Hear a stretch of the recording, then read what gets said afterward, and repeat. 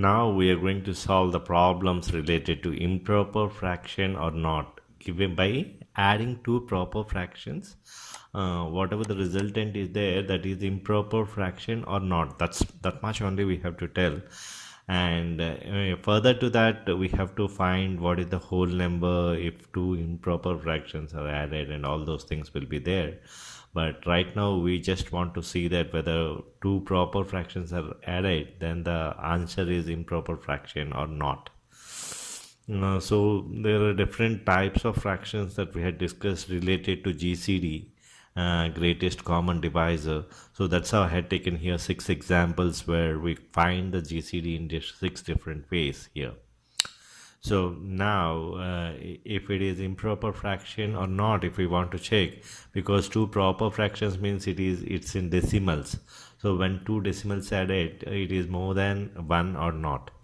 So it is better to convert just to tell that whether it is or not. If it is in a very confusion position, then only we'll go for this. Otherwise just by seeing the fractions, convert into fractions and seeing that it is improper or not, we can tell faster. Like 2 by 3, if both the numbers, let us say a and b are the numbers, and both the numbers are greater than 0.5, then surely it is greater than 10. Or if at all any two numbers that are decimals are greater than 1, so easily just by first decimal itself we can tell. So here 2 by 3 is nothing but 0.6 plus 0.6. Yes, it is a proper improper fraction. So we may write the answer as 1 here. If it is improper fraction, we can write the answer as 1. So similarly 4 by 5 is almost 0.8 plus 0.7, which is also improper fraction. So here 3 by 5, which is more than half of 0.5, and then here also it is more than half, so it is also 1. So coming to the fourth problem, it is 8 goes in 30, we can say approximately 0.4, but it is less than that. Let us say it is 0.3. And then here also it is less than 0.5. So here the answer is no, it is not an improper fraction after adding these two fractions.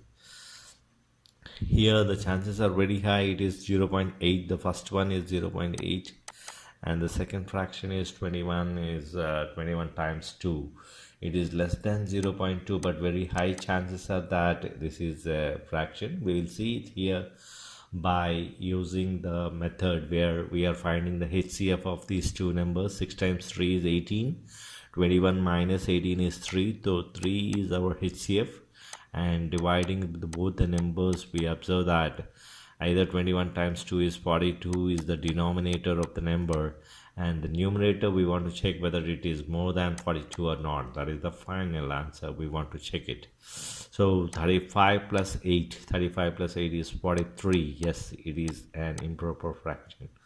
So the chances are very high, but because it is more than 48 here, 6 8 is 48 and 2 is remaining, so it is just about 1, so it's an improper fraction.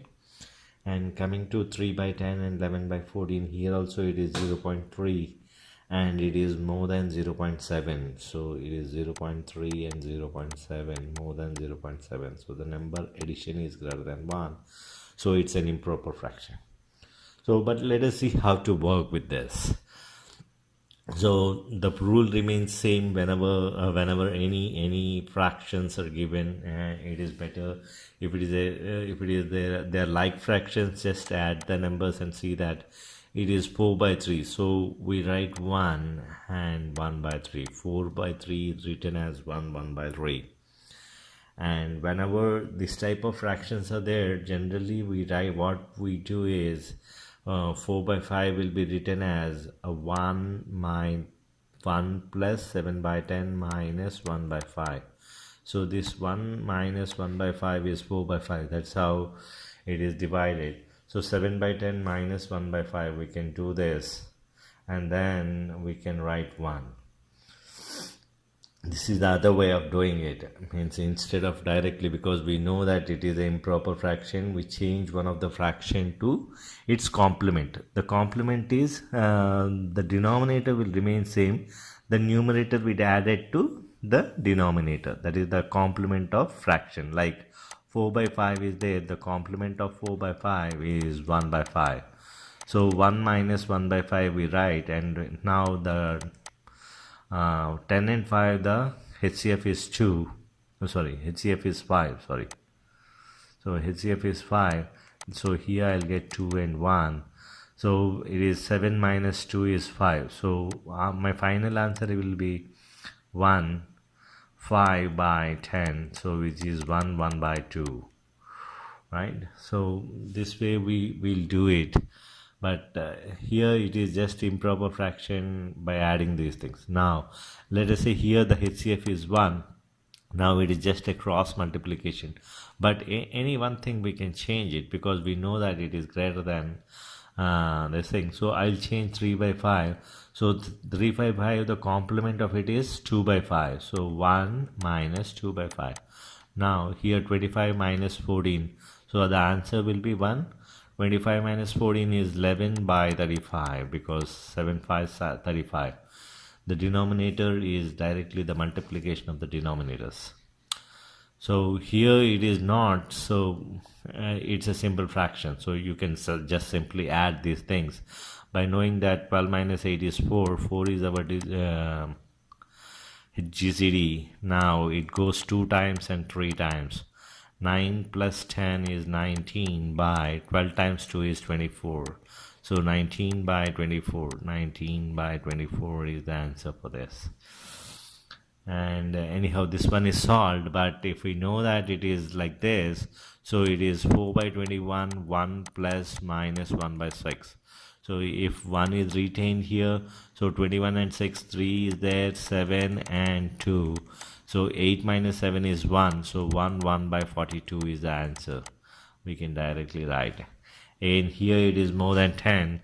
So what we are going to do is this is 11 by 14 is written as 1 plus 11 by 14 is 3 by 14. So this we take it out, and because 3 is common in it, so we can take 1, 3 common out. So 14 minus, sorry, here the 2 is there.